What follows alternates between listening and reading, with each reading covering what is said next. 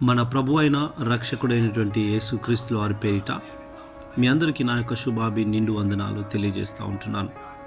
ఈరోజు దేవుని వాక్యము ప్రసంగి 5:1 అధ్యాయము 1వ వచనం.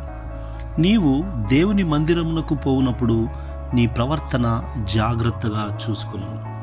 నా ప్రియ సహోదరి సహోదరుడా, దేవుని వాక్యం సెలవిస్తూ ఉంటున్నది, నువ్వు దేవుని మందిరంకు వెళ్ళినప్పుడు నీ ప్రవర్తన చాలా జాగ్రత్తగా చూసుకోవాలి. ఏ విధంగా నువ్వు చర్చికి వెళ్తుంటున్నావు?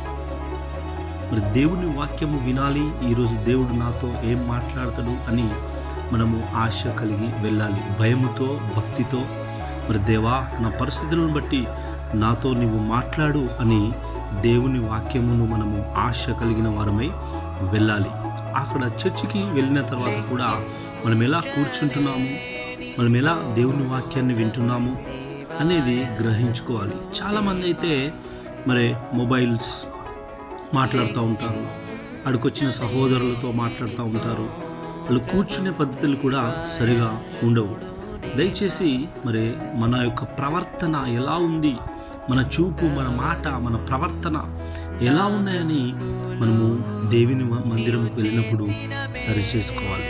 దేవా, నన్ను ఈరోజు నీ సన్నిధి కాంతిని నా మీద ప్రకాశింపచేయండి అని ఆశ కలిగి మరి దేవుని వాక్యము మరి ఎంతో ఆసక్తిగా వినగలవారమై మనం వెళ్ళాలని ప్రభు పేరిట నేను మనవి చేస్తూ ఉంటున్నాను. నా ప్రియ సహోదరి సహోదరుడా, అదే విధముగా మనము దేవుని మందిరంలో వెళ్ళినప్పుడు చాలా భయము, భక్తి కలిగి ఉండాలి. దావీదు మహారాజు అంటాడు కదా, ఆయన యెహోవా యందు భయభక్తులు కలిగిన వాడై ఉంటాడు. ఆమేన్, హల్లెలూయా.